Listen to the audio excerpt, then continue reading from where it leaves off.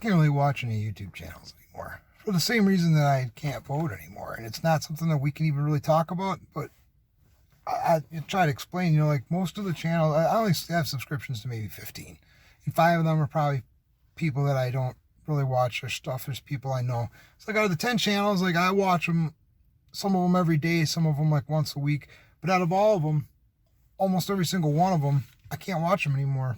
Because first of all, the E and the F that we can't talk about, they probably agree that was there, but they won't talk about it because you can't anymore on this platform. And then they've also, the majority of them have taken the step to call everything at the Capitol last week insurrection or riot. Every one of them said the same thing, and that is, I don't condone political violence. I don't condone what happened at the Capitol. What happened at the Capitol was a siege and a riot. I don't condone political violence under any circumstance. Right? They've all pretty much said this or a very close variant of this exact same thing. The only person that hasn't said that, I guess, is JP. JP, his videos are alright, but, actually his videos are pretty good lately. They've been better. Normally he likes to do a sarcastic thing, and sometimes it's a bit much, but lately he's like the only person that talks about it. I mean, and Tatum directly, it sounds like he's supporting on with the same thoughts that I have, but he's hard to listen to because he goes on for a long time and he likes to repeat. So in any event, everybody else said this. Even you, Tucker Carlson, I can't believe it. Like, he's had so many good videos, he said so many important things, but he keeps saying that same shit about we don't endorse political violence. There's never a time or a reason where political violence is not. So this is what I want to say to every one of you people that have said this, or anybody that's watching this that feels the same thing. This is what I want to say to you. Are you an American? Are you an American? Do you understand how America was founded? There's never a time for political, but never. So when you say there's never, N-E-V-E-R, an absolute never a time when political violence is okay, that means that basically I can do anything that I want to you if I control you. I can make you prostitute all members of your family, but you won't have any political violence in retribution. You won't say, oh, that's too far, right? Because there's never a time when it's right. I can tax you and take 85% of the money that you earn. You'll never do anything because, never, right? I can take away your freedom of speech to the point where you have every reply you have, better yet, every reply you have to something on social media has to go through a filter first. That wouldn't be enough, right? Nothing, never. There's never going to be a reason. Never. Yeah, man, see, when people talk like that, they're so fucking dumb. Just so dumb that I can't. And I like a lot of these people. I respect a lot of these people. And I'm well aware that some of them would say, well, I have to say that because that's the only way that I won't get deplatformed. You don't have to say that. You do not have to say that. In fact, you can explain it like I just explained it with fucking gentler examples and say, saying never is not the right word.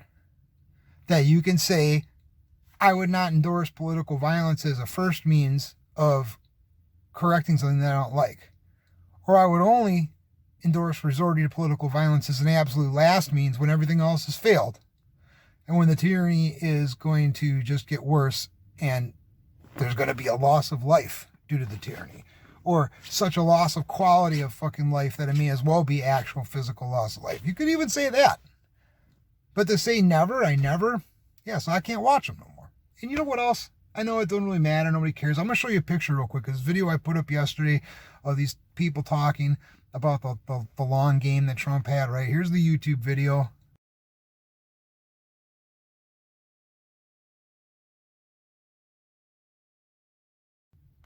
See the amount of, I got 652 subs according to that, which I had 670, then I went down to 640. Then I was up to like 652 again, then I lost one, then I lost another one. Like I watched it happen in real time, like over the course of an hour, one disappeared, another one. I'm like, my video was that my whatever the last video was, it was that bad? No. So now I'm back up to 652 subs, okay? Now here's the same video on BitChute, and I want to just tell you this. So I uploaded this video on YouTube with my 650 subs, and about an hour later I uploaded identical video and tagging and fuck, for what it's worth, even thumbnail to BitChute. Look at my video on BitChute with 35 subs or something there. I was at like 10. Take a look at that.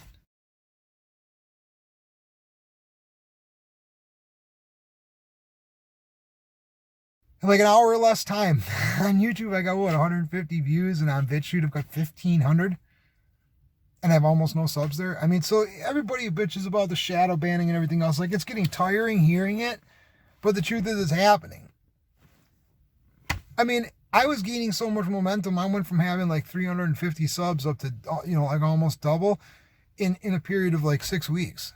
And I was gaining like 5 to 10 a day. And then that just, I don't know which video it was I made. It was a couple weeks ago. It just stopped. Like a dead fucking stop. And then I went backward. And now I'm back to where I was before, where I put a video out and I get like 20, 30 views. I mean, whatever, I'm not doing this for the money, but also I'm not doing this just so I can fucking talk to myself. I want to have some kind of audience. So unless you're a subscriber and you like my content enough to actually search it out every day, I can't even fucking say anybody else is seeing it. It's just defeating. I mean, the whole censorship thing that we're going through right now is defeating. It's kind of crazy. That might be the next video. That might be the next alert that we get from YouTube. We're not allowed to talk about the F word anymore. And then we weren't allowed to talk about the E at all. And maybe the next warning we'll get from them is going to be, you can't talk about censorship. If you talk about censorship of social media, your video will get taken down and you'll get a strike. Maybe that's next. It's going to come. I mean, why not? Or something else just as equally ridiculous. I mean, again, it's just like asking yourself, are you an American? If you are an American, you can't possibly make the statement, I absolutely never under any circumstances think political violence is called for. It's the same thing if you are a constitutionalist or if you understand the Constitution. There are plenty of people in this country that understand the Constitution and don't agree with it. They think the country should be more authoritarian or more fascist or more communist, and that's fine. I don't agree, and I'm glad it's not that way. But a person has a right to think that way as long as they clearly understand that they don't agree with some of the tenets of the founding of our country. But when people say that they do, that they understand, for example, the First Amendment, the right to free speech, there is no right to free speech. There's no but, there's no comma but, there's no asterisk. Free speech is free speech. So censorship of any kind is not the right to the freedom of speech. And it's the same with the freedom of assembly, which is what I said about the Capitol yesterday. But that's not really even relevant to the rest of what I'm saying. It's just that I just can't, I like to watch YouTube videos, man, and I can't even watch them no more because people just dance around these topics and they talk about dumb shit, and I can't take it. I saw that senator that said that she's going to file an impeachment thing against Biden on his first day in office, which is, funny. But yeah, impeachment's become a political tool. That was another thing that used to be serious until just recently. Now it's not serious. And, at least that lady, in her own fucking capacity, is trying to do something to push back against the system without getting herself crucified by saying, I support what happens. But it's just like I said before, man, like when I was talking about the police, DC versus the Capitol Police. If the police force is no longer American police, then not recognizing their authority is not a crime. But I did say it, I'll say it again, I don't mean that with the Capitol Police. Or the military at this point, I don't mean that. I do mean that with the DC Police, though. Some DC Metro are fucking thugs. I don't know who they are. I don't know if there's a lot of new hires there and the department's just fucked up or if they always been like that, but man, they ain't right. I do not recognize their authority. So I'm not going back in that fucking city ever. So it don't matter. But I'll tell you, stay the fuck away from them if you happen to be there. Stay away from them. I watch one of these YouTubers that I have liked a lot the last few months and respected a lot, and he's one of the ones that did the I don't condone any kind of political violence speech. And he was talking about this lady doing this impeachment, and he was talking about the new part of the Republican Party that's populist and MAGA. And I'm listening to him talk about this, and I'm thinking to myself, do you realize that they're trying to pass a law right now that says anything MAGA related will be a crime, and any type of MAGA gathering will be a terrorist gathering, will be deemed a terrorist gathering. Like, dude, see, this is why you can't say dumb shit like absolutely under no circumstances is this ever condonable. You can't say that because, dude, you don't even realize the stuff you're talking about right now. In a couple of weeks, that could be a crime. I mean, it's already talked about, but I mean, it might actually pass some of this shit right away. That could be a crime. Be a crime to be a populist or a nationalist or or the MAGA party or whatever, the Patriot Party. That'll be a crime. See, this is why you got to think about shit. And this is why I can't watch nobody right now. So, I mean, besides Sticks, but I watch him on the other platform anyways. But that's it for now. No, sorry, one more thing. Let me just say this. Remember, I did, just a short while ago, I did a post called Bombshells Are No Longer Bombshells, which I thought was a really good one. And I'm pretty upset that I got no traction on that whatsoever here on YouTube. I expected to have at least 1,000 views, which for me is decent. You know, like I think I got 100 maybe. I'm going to link it at the end of this video. Nothing that makes the news is important anymore unless the news says it's important. Doesn't matter how important it is factually. Hunter Biden laptop, Eric Swalwell and this Chinese spy, the 2 million CCP member list that was released, the E and the F, right? None of that stuff, it's all bombshells, but none of it's important because the media don't stay fixated on it. It doesn't mean it's not important in real life, and there's other stuff like that, but it doesn't mean it's not important. It just means that nobody wants to talk about it. And that's another thing that I'm getting with a lot of the people on here is they just don't, it's not big enough in the news, the regular news, and they think that they're competing with the regular news, I think. So they're like, well, I'm not going to talk about something unless it's popular. They want to talk about what Joe Biden's going to be like in office. Dude, we don't need to see, we don't need a foreshadow of that. We don't need to see a picture of that. We already know what it's going to be like. It's going to be as bad as we can imagine, maybe worse. Every time something happens that we think is a new low, there'll be a new low to pass that eventually. And if it don't come from him, it'll come from the other one. We don't need to see a picture of it. We already know. Who wants to fucking talk about that? All right, I'm done. Sorry, I thought of something else I want to add just real quick. And that is, you know, there's another bombshell that ain't really being talked about anymore, and that's Ashley Babbitt. And that is because no matter what you think of the people that were in there, the lethal force thing for what she did is unjustifiable, really. I mean, it's justifiable in the stand your ground sense, but the fact that she didn't take that approach with everyone else and the fact that there was a uniformed officer like a foot or two behind her, it wasn't justified, right? So, regardless of people not wanting to talk about that, you know, there's other things too, like how those people all got in there. And I've seen several schools of thought on it now, and I've seen that the Capitol Police let them in.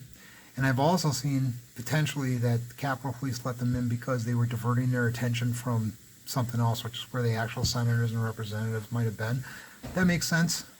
So they weren't actually trying to let them in. And there's also more video of that I haven't seen. There's more stuff that happened in there than I know about. I don't fucking know. So whatever. But like those are the kinds of things I think would be more interesting to talk about. It's hard to get them, hard to get facts on everything, you know, if you weren't there. If you weren't inside there seeing it yourself. Anyways. There's other more important things to talk about. That's another bombshell that isn't talked about. I guess one thing I would tell you guys to pay attention to is the power outages, because there have been a lot of power outages lately. In fact, there's one in San Antonio right now. As I'm making this, somebody I know lives there and called me and told me, because I told them, watch for power outages down there. There's already been 2. One of them was extensive, like 12 hours long in like eastern Texas 2 days ago. There was another one yesterday, different part of Texas. So they called me and said, holy shit, the power outages, you were right, power just went out here. No, they haven't told us how long. I know they haven't said, I don't know how big the area is. But that's the information I got. So this is what I've told everybody, and I suppose I should just give you guys this list real quick. So let me just hold this here. I'm just going to read this to you real quick. And whether or not you believe the Insurrection Act was enacted, here's what I think you should know to be prepared for the next week or two. The President may order arrests, including members of government, including anybody. If this doesn't happen, there may be a rebellion started from the right, when or before Biden's inaugurated. And if it does happen, there'll definitely be a rebellion from the left. If any of these things happen, there will likely be some kind of violence. Violence across the country. In fact, it might be violence that's contagious, like, you know, dominoes falling, right? Plan for power outages. Get food and water stocked up. Get a couple of weeks. Have a family plan. Know your, if you have the fortune of having good neighbors, know your neighbors in the neighborhood. And what happens if there's an internet blackout? Well, it'll probably happen. If there's a power blackout, there'll definitely be an internet blackout. But it's possible just the internet will go down, or at least the internet will go down longer, or go down for a while. Maybe intentional. Who knows? But that's actually not a bad thing. It's actually, I mean, in a sense, it's a better thing. You just won't know what's going on everywhere else. But at least you won't have disinformation. You'll have to start to trust your own eyes again. And do not trust mainstream media or social media for, to any extent to get the truth. You're going to have to, you probably should turn off any automatic updating on your phone if you have that option. And just be aware that there may be something coming over the emergency broadcast system. And if there is, you better damn well pay attention to it. And food and water for 2 weeks. So that's it. Keep thinking I'm done, and then I think of something else. There's another thing that's annoying the shit out of me that I just want to throw in there. I'm tired of hearing about these senators and representatives with their fucking boo-hoo-hoo, we were so scared, anything could have happened, like that fucking Lindsey Graham. Fucking pussy. We were so scared, there were people out there and they were angry and we didn't know what they were going to do. Well, welcome to every single fucking person who's been caught in a BLM Antifa riot feels. And you know what the difference is? I'll tell you. You didn't know who was out there. You don't know their names. Okay? They didn't know who you were, I mean, generally. But it's daytime, and you were in the middle of one of the most famous buildings in the country. As well as there were hundreds of fucking people taking videos. Hundreds. Maybe more. Maybe thousands. So, imagine being in a BLM riot. Except it's dark. And you got a large group of anonymous people full of anger. And if any of them are filming, it's not very many. And if they are, they're not going to share that footage later. And they've already got an established history of violence. So you were scared? Were you scared? Did you have the Secret Service protecting the perimeter? Were you scared, you fucking pussies? You don't know fear.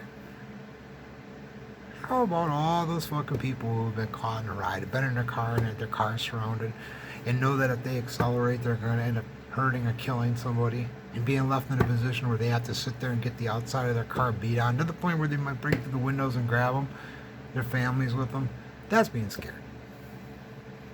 That's being scared. Because you know that if you do take off, some fucking cocklicker prosecutor, who's just like one of you fucking pieces of shit, who's probably a lawyer too, is going to call him a murderer. Is not going to hear the "I was scared for my mind and my family's life." They're not going to hear that. That's being fucking scared. Another thing, after watching 9 months of riots, protests and or riots, okay, 9 months of it, and watching how many times the police have let people go, how many times the police have stood there and let people spit on them, which I didn't see one example of that in the Capitol. How many times the police have pretty much allowed people to shoot explosive fucking mortars at them and done nothing? How many times the police have been in the process of arresting somebody, that's probably going to get let go later, in the process of arresting somebody, and several other people rush in, push the cops, and grab the person to de-arrest them. After watching that so many fucking times this summer, you're confused about why all these people figure like this ain't that big a deal? A joke. Short memory.